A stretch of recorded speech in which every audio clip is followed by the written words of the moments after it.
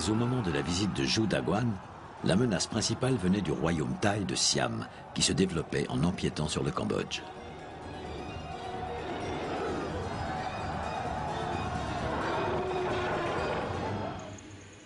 Récemment, durant la guerre avec Siam, des villages entiers ont été anéantis.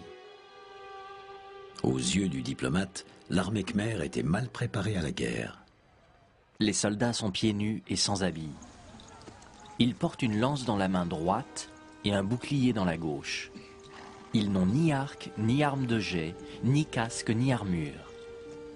De façon plus générale, ils ne connaissent ni discipline, ni stratégie.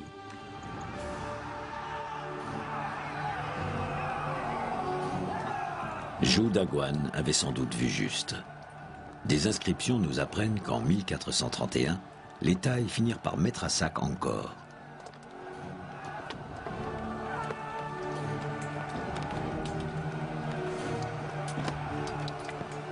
Ils ont alors pillé tout ce qui pouvait l'être et réduit en esclavage la majeure partie de la population, dont la totalité du harem royal.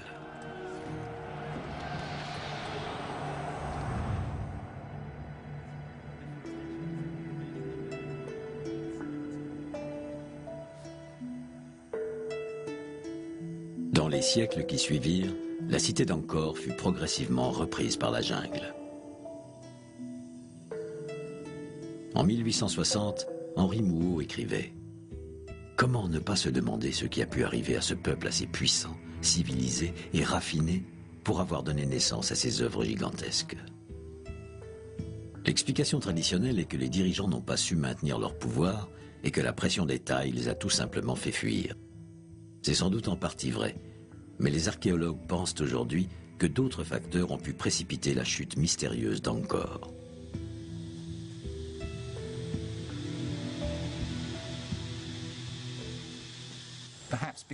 Les excès de Jayawarman VII sont peut-être en cause. Il est clair que c'était un bâtisseur frénétique.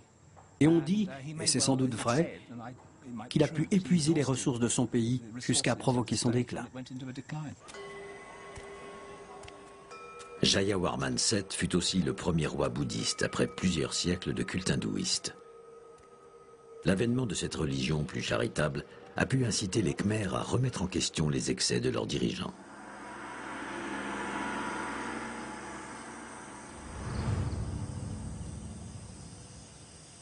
Jacques Gaucher pense que si le succès des Khmers peut être attribué à leur maîtrise de l'eau, leur chute a pu être causée par le même élément.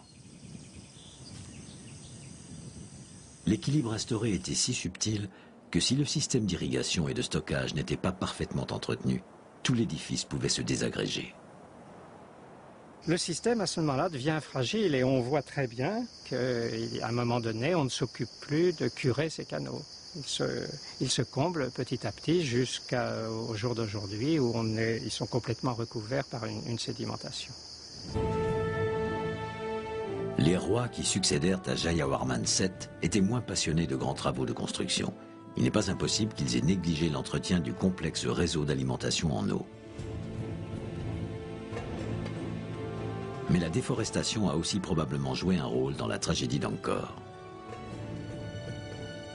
Une telle superficie de jungle avait été défrichée au profit des rizières que les rivières et les canaux se sont très certainement envasés, ce qui a pu provoquer pour les Khmers une véritable catastrophe écologique.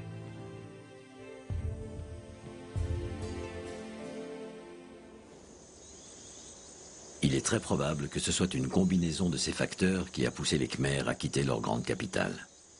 On sait en tout cas que ce qui restait de la cour khmer se réinstalla sur les rives du Mékong, près de l'emplacement de l'actuelle capitale du Cambodge, Phnom Penh. Il n'y a jamais eu d'abandon d'Angkor. Je crois qu'il faut le dire comme ça. Il se trouve que, c'est pas moi qui l'ai trouvé, c'est un chercheur américain. Au XIIe, XIIIe siècle, les Chinois, et Zhou Daguan en est un exemple, ont cherché à faire du commerce à nouveau avec l'Asie du Sud-Est. Donc se sont développés, il y avait Angkor qui existait, mais qui n'est pas un endroit très commode pour le commerce maritime, puisqu'il est quand même assez loin. Il y a Ayutthaya, en Thaïlande qui s'est développé à ce moment-là, qui prend naissance. Et le commerce est facile avec la mer depuis Ayutthaya, et il y a eu Phnom Penh. Phnom Penh qui est très bien situé pour ça. Et c'est pour ça qu'il y a une capitale qui s'est faite au sud, dans la région de Phnom Penh, c'était la capitale du sud, que les Thaïs ont pris à la fin du XVIe siècle, Langvec. Mais je crois que pendant tout ce temps-là, Angkor vivait. Mais Angkor vivait, et le roi d'Angkor devait régner sur un territoire infiniment rétréci à ce moment-là, hein, bien sûr.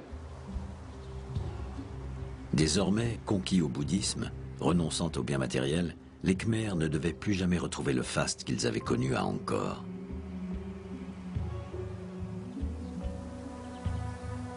La cité sombra progressivement dans l'oubli, jusqu'à ce que le hasard y conduise Henri Mouhot en 1860. Angkor est aujourd'hui considéré comme une des merveilles du monde. Et la nouvelle ère de stabilité que connaît le Cambodge permet aux archéologues du monde entier de venir ici déchiffrer les nombreux mystères qui subsistent à Angkor.